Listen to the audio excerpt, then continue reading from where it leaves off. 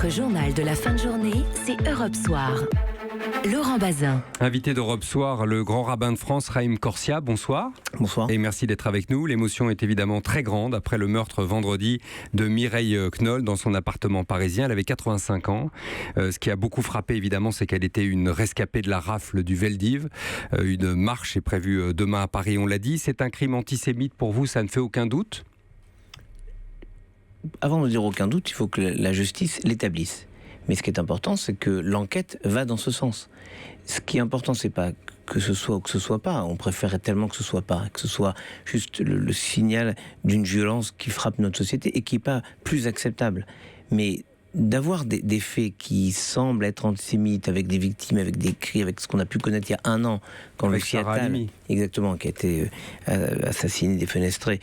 Et on attendait que la justice dise les choses. Nous sommes dans un état de droit. Il faut que la justice, l'enquête, établisse les faits. La justice l'a dit, au final.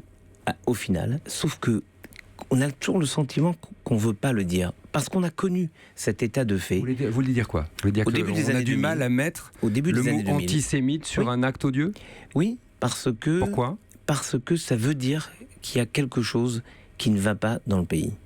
Et on a connu ça. On ne parle pas simplement en théorie. Au début des années 2000, on disait c'est pas possible qu'il y ait un antisémitisme qui vienne frapper la communauté puisque l'extrême droite est contenue, il n'y a pas d'antisémitisme extrême droite.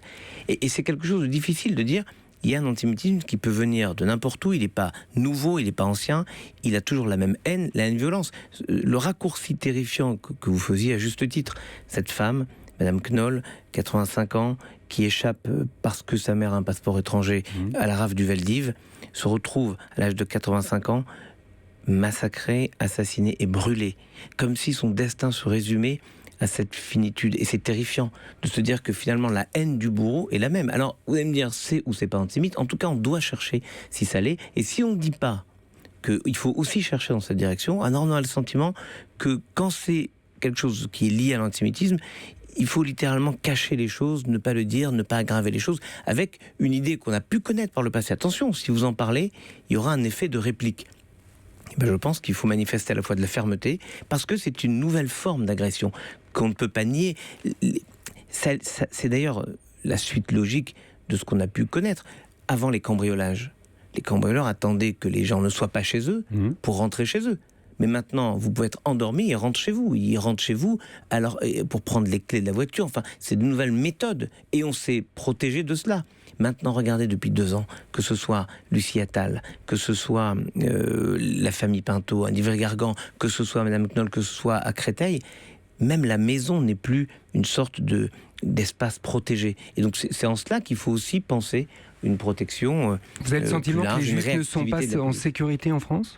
Non, je n'ai pas dit ça. Je dis que l'État met des moyens pour renforcer la protection des lieux de culte, des écoles. C'est des moyens à la fois financiers et en personne. Il y a eu, au moment... en 2015, il y a eu 10 500 militaires. Donc il n'y a pas de myopie, parce que ce que vous évoquiez tout à l'heure, c'est une forme de myopie volontaire. Ne pas dire, ne pas mettre des mots. On l'a connu. On a connu 2 choses qui étaient tragiques et que, j'ose dire, grâce à Dieu, on ne voit pas là maintenant. Enfin, on a connu cette volonté de dire n'en parlez pas trop, vous risqueriez d'en causer d'autres. Et puis on a connu une forme d'indifférence. Le fait que, après tout, voilà, il y a des juifs qui meurent, c'est le tragique tribut à la violence du monde. Pensez simplement qu'il y a eu 4 millions de personnes dans les rues, globalement, après les assassinats de Charlie Hebdo, de la policière et des policiers et des clients de l'hypercachère.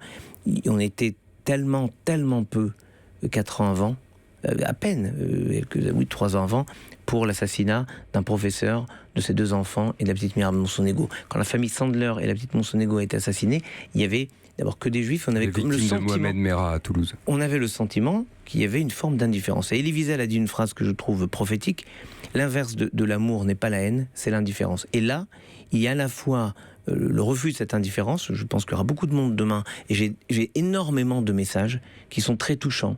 J'ai eu un message, par exemple, d'Anouar Kbibej, l'ancien président du Conseil français du culte musulman. J'ai eu un message de Monseigneur Gollnisch, de tant et tant de religieux et de citoyens qui me connaissent, qui envoient des messages. Et c'est le cas à tout le monde. Donc il y a une mobilisation, le sentiment que ce n'est pas seulement la communauté juive qui est attaquée, c'est l'idée qu'on peut se faire de la République. Une dernière question, la petite fille de Mireille Knoll, qui vit en Israël, s'appelle Noah Goldfarb, écrit depuis Israël. Il y a 20 ans, j'ai quitté Paris en sachant que mon avenir n'était pas là, ni pour moi, ni pour le peuple juif. Est-ce qu'il vous arrive, vous, d'en douter ? Est-ce que vous connaissez des gens autour de vous qui en doutent ? Il y a des gens qui font le choix de partir en Israël pour des raisons religieuses, des raisons spirituelles. Est-ce qu'il vous arrive à vous d'en douter ? Moi, si vous voulez, mon enjeu là, c'est de reconstruire une forme de sérénité dans la société. J'ai toujours combattu pour cela. Je pense que nous sommes les fibres de la République. La prière qu'on récite dans les synagogues, c'est la prière pour la République. Pierre Birnbaum a parlé des Juifs en parlant des fous de la République. C'est ce qui me semble important. On défend ce qu'est la France parce que lorsque la France est fidèle à ce qu'elle a toujours été, alors elle défend aussi la possibilité de se trouver loin, de se trouver aussi une forme de responsable, d'ambassadeur de France. Merci Chaim Korsia d'avoir été notre invité ce soir, grand rabbin de France. Merci d'avoir été avec nous. Europe 1.